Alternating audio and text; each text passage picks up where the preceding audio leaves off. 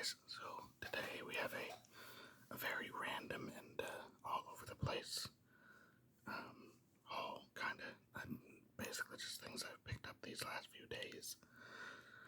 So I thought we'd take a look, and we have some comics, we have some magic card stuff, and I guess first we'll do, I just got this in the mail, and it's funny, I ordered it and then I forgot what it was. See, I picked up the SummerSlam Triple H figure. I don't know, they just had him on that new Stephanie McMahon show where she does, a little interview, and they had some clips and stuff, and I realized I really didn't have like a definitive, big time Triple H. So I was perusing the Target website, and they had this guy on there. It was actually through Ringside Collectibles, because the box is a Ringside Collectibles box, but I guess they partner with Target online at least. So I picked him up, and then by the time he showed up today, I had forgotten what figure I had purchased. I had been looking for a Seth Rollins, because I don't have a Seth Rollins, but I don't know, the Seth Rollinses that I see nowadays, like, his face just doesn't look right to me. They always have his hair down, and he's always doing like this, Joker laugh face, which, I know he does, but at the same time, I don't think they have it, like, spot on. So I left those and picked up this Triple H instead. So, it comes with William Regal's pants for the Build-A-Figure. The rest of the wave is Shawn Michaels, Roman Reigns, and Charlotte Flair. Honestly, I don't need any of those, so I probably won't be building William Regal, though he is kind of, I do like that head sculpt. That does look like William Regal. I don't like the bruised one as much, but I don't need comeback Shawn, or I already have a Roman. I don't really need a Charlotte, so that'll be it. But Triple H comes with a set of hands and his sledgehammer, and this is supposed to be him with the wet hair. The one thing I noticed when they do sometimes the hair, it's like, it almost looks like it's something you can swap off. Like, the hairline is just very, like, definitive, but, add him to the collection at work. And then I did go by the comic book store. I guess we'll do these next. I wanted to pick up Superman Unlimited #1. This is a new series by Dan Slott. I am very hit or miss with Dan Slott. I didn't really like his Spider-Man run, which seemed to go on forever. I did like his his Silver Surfer. But at the same time, if you read Silver Surfer and you're a Doctor Who fan, God, it just seems like he made Silver Surfer the Doctor, and that was the run. If you're familiar with it, tell me if you felt the same. It just very much felt like Doctor Who as Silver Surfer, and he has the companion with him, and it's a very nice series. I did enjoy that series a lot, but it did strike me as somewhat, I don't want to say plagiaristic, but very, informed, or, based on that kind of feel that you get from those Doctor Who episodes. So we'll see how he does on Superman. I did find this really nice Frank Quietly cover. I love how he makes people muscular, but, like, not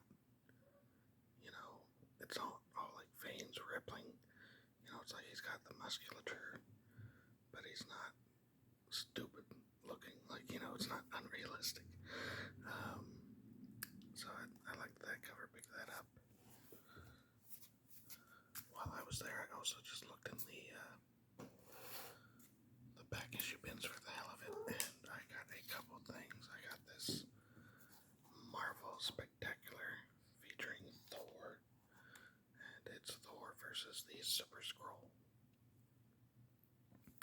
So, basically just a reprint, but from back in the time. I've heard these are actually kind of going up in price, these like older reprints, because they're cheaper than the original, but they are of the time, maybe a few years later.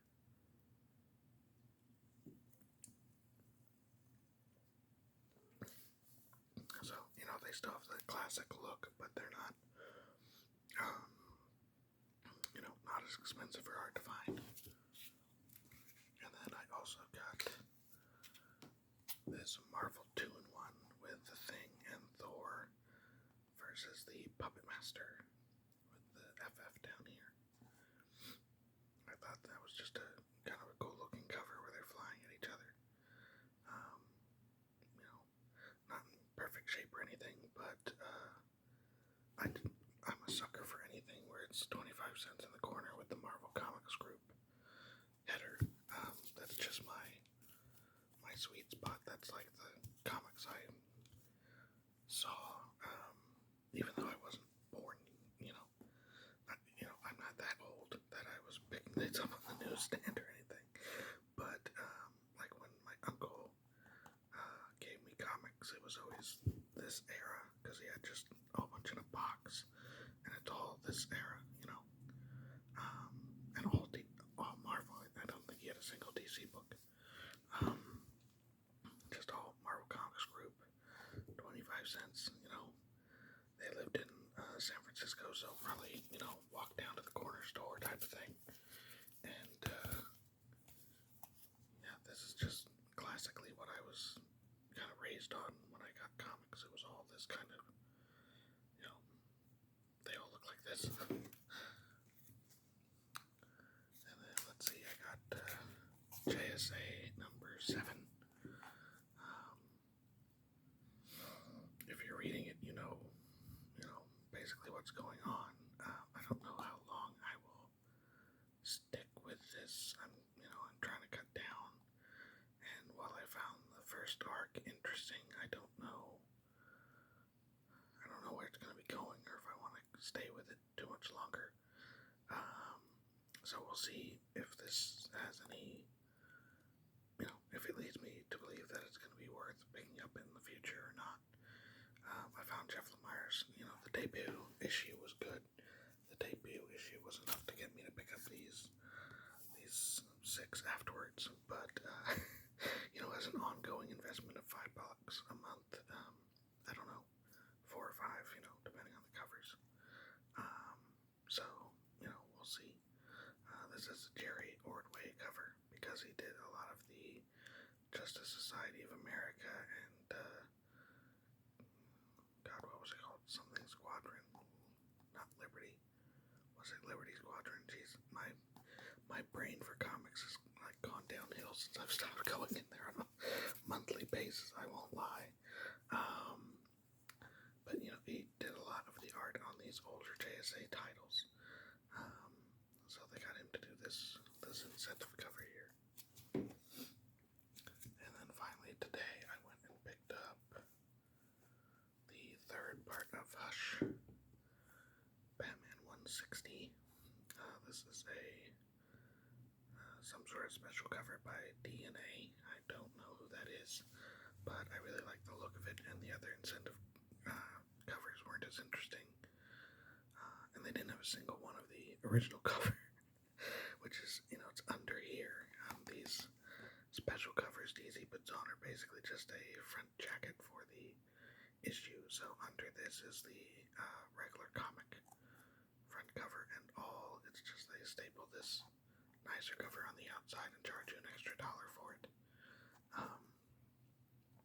Though these covers are it's it's not the regular comic paper. It's a thicker, that one step down from like cardboard. I don't know what level of paper that is, but so I picked that up. And that was a cool cover. And then while I was at the comic book store, I had to get a present for my cousin who's in my magic group. So they recently got some older packs of Masters packs. So I got him a Ultimate Masters, and I also picked up a Modern Masters, which we'll take a look at. And then I also bought a pack of Modern Horizons 3, which I've already opened, but we'll take a look at it.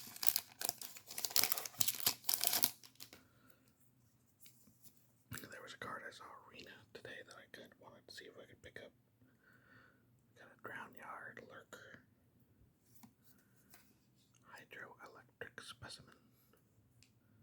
These were kind of cool with the land on the other side, though. The creatures on one side were never that exciting. Amped Raptor, Path of Annihilation, which would work really well in my Eldrazi deck if it didn't have a green on it. A Foreboding Landscape, Inspired Inventor, a Temperamental Oozewag, such a weird creature, Obstinate Golem, a Scurrilous Sentry, a Smelted Charbug, a Drown Yard Lurker. Wasn't that our first card? Oh yeah, it was. It was foil. Okay. I was like, wait a second. The good cards out of that pack, which I had already put aside, so I'll show you.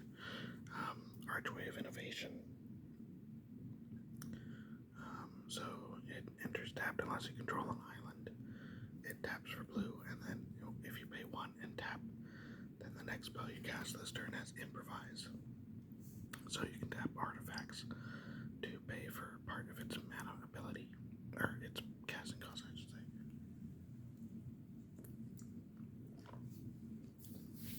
This one's really good. I don't know which of my artifact heavy decks I will put this in, but it will be going in one of those. And then I was happy to see Crick, son of Yawgmoth. He is a 7-drop, but you can pay, let's see, 1, 2, 3, 4, 5, 6 life and 4. He is a 2/2 with lifelink. For each black mana symbol on a cost, you may pay 2 life instead of the mana. So basically, he makes everything Phyrexian mana if it's a swamp. Whenever you cast a black spell, you can put a 1/1 counter on him. And of course, he has lifelink, so hopefully you're hitting with Crick and then playing spells for cheap, and then hitting with Crick to get your life back up. And then this one, I'd never heard of this land. I don't know if this is a reprint or specific for Modern Horizons 3. The artist was Mark Bull, which, that leads me to believe that it's a classic card. I don't know if Mark Bull still is around and still doing artwork, but it taps for colorless, or you can pay 3 and sack it to search your library for a land and put it on the battlefield tapped. So realistically, it's so that you can get the Urza lands out, a fetch land specifically for Urza lands. So I do have quite a bit of Urza lands, and I have decks with those, so that'll be going in one of those. And then let's open the Modern Masters pack. I believe I paid $35 for this. The Ultimate Masters, I believe, was $20 a pack, and this was $35. It could be the other way around. I honestly am this pack is almost, look, you can see the back card through the pack. That's how this pack is like falling apart in the sun or something. I don't know if that's how they initially looked, or if it's just that this pack is old. Let's see, what year is this set from?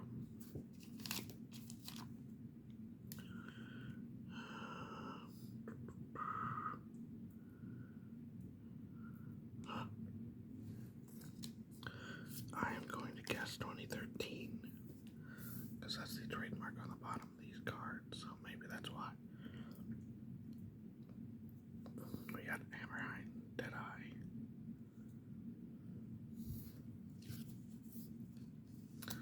a Nantuko Shaman,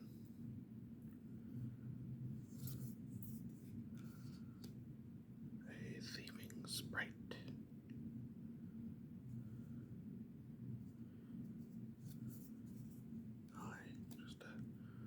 just a straight up Thallid. I'm making a Thallid deck, so I will put him aside. A Face Vaulter. I can't wait till we get the Lorman set, the new one. A Mog War Marshal.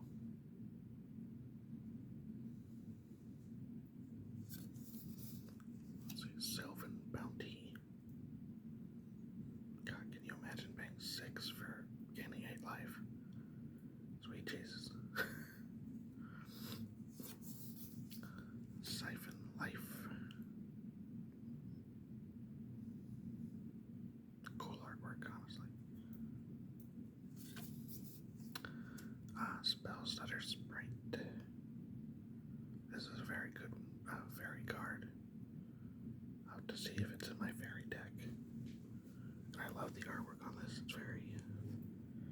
See if I can. There we go. That's beautiful. That's the type of fantasy art I like on these cards. Rebecca Guay. Rebecca Guay, if you're wandering YouTube, I love your artwork. Let's see, we have a Test of Faith. That's cool. I think that's a Johnny. Do we think that's a Johnny? I went to Leonin for sure, but Mind Funeral. This is a really good card if you play Mill. So target opponent reveals cards from the top of his library until 4 lands are revealed. That player puts all cards revealed this way into his or her graveyard. So, if they've shuffled a bit too well and their lands are too spaced out, you might really mess them up. Thirst for Knowledge.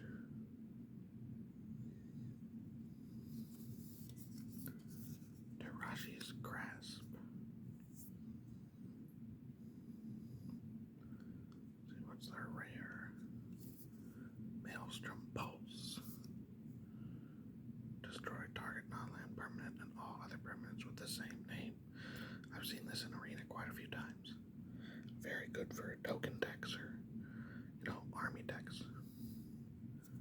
See, and then our foil, it looks like, is Death Denied. Return X target creature cards from your graveyard to your hand. Not bad. Oh, and look at this cute little goblin. Isn't he fun looking? What's the Dave Kendall?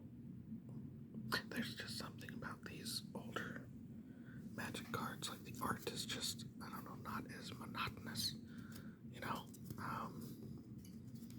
I feel like Wizards too much lately is kind of this point where, they have an in-art or in-house style and everything ends up looking very static or, very much the same. I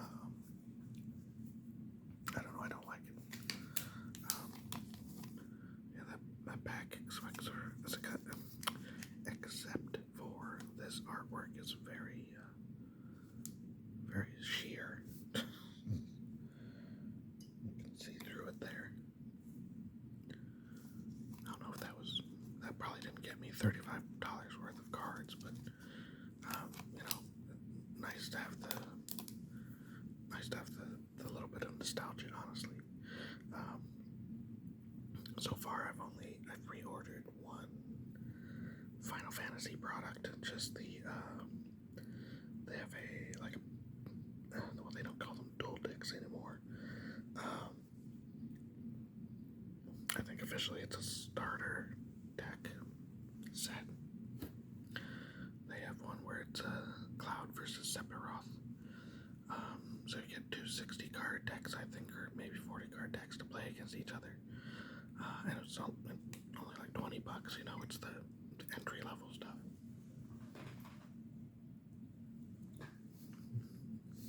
And they tend to, in those, they tend to make the Cloud and the Sephiroth will not be as good as the main set ones.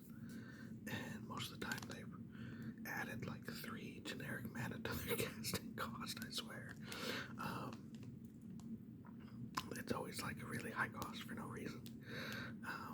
But I ordered that. I'm not sure how much of the Final Fantasy set I can interact with, just because it's been a long time since I played a Final Fantasy game, and I'm one of those weird people that never played Final Fantasy VII. I actually played more of Final Fantasy VIII with Squall and the Gunblades, because having a sword with a revolver attached to it just sounded freaking awesome. So I played, I think, at least through half of that. I don't think I ever finished it because I got stuck somewhere where I needed to, I think like a party member had died and I couldn't res them. And then I got to a point where I needed them for something. And I was just, dead. So, but, I played FF8. And then I have a Final Fantasy game for the original Game Boy. I forget what it's called, but I played through that on a flight once. And then I have Final Fantasy, is it like 1 through 4 that they re-released on Game Boy Advance. And I played through a lot of, I think 1 or 2 of them. I think I might have finished one and then started a second one, but I didn't. It's been a long time since I did any of that. And, obviously with those old ones, except for the manual, you don't really see what people are supposed to look like. And I couldn't be bothered with the names. So I was, I was perusing some of the cards on, Game Castle, Card Castle, their website, what they had up for pre-order, and it was a couple weeks ago, so they didn't have everything. But I was really hard fought telling you what any of these characters were, because I just, I know they're up to like Final Fantasy, 13 or 14 now, and I just, I saw the Squall card, so I'd be interested in getting that. I saw some just cards of people who I don't know who they are, but the mechanic looked cool, so that looks cool. But the premium pricing plus the fact that I don't know, it's kind of iffy. It's almost like they did a regular in-universe set, because I if you just had a whole bunch of new Magic characters that I didn't know, like I don't know who this guy is, if he's a guy, I don't know. If they released a set that wasn't Final Fantasy and just had a whole bunch of new guys I didn't know, it'd probably be about the same. If I pick up Final Fantasy packs, I'm gonna recognize a Chocobo, and I'll recognize a couple of FF8 guys, or just the really well-known FF7 ones like Diva and Cloud and stuff. But I am not, I don't know that world well enough to be like, oh, that's, that person from FF4. Like even if I played FF4, I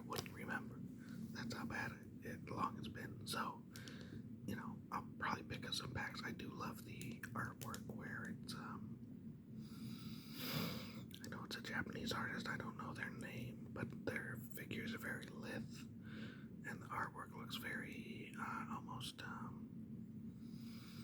almost like watercolored. Is the best way I can describe it.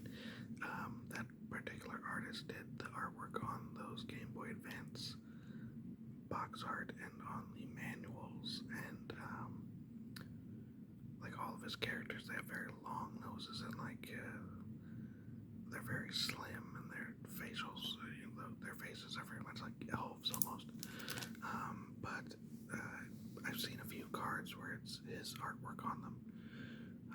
I guess for older game's sake, and I'd be interested in seeing those. So, I mean, I'm sure I'll pick up some packs and not just that starter set, but I don't think I'm gonna go, ape crazy on it like I did with like Bloom Burrow or Dragon Storm. Like I have a whole bundle box full of my Dragon Storm because that was just I don't know, it seemed like it would be a while before we got a regular in-house set, so I figured I should bulk up, but that is it for today, guys. I hope you enjoyed. Let me know if you're excited for this Final Fantasy set, or if any of these are surprisingly expensive. I don't think they are. I think Maelstrom Pulse and Mind Funeral might be worth a little bit. Not the $35 I paid, but and I'll have to see if this Spellstutter Sprite is in my fairy deck or not. But otherwise, guys, I will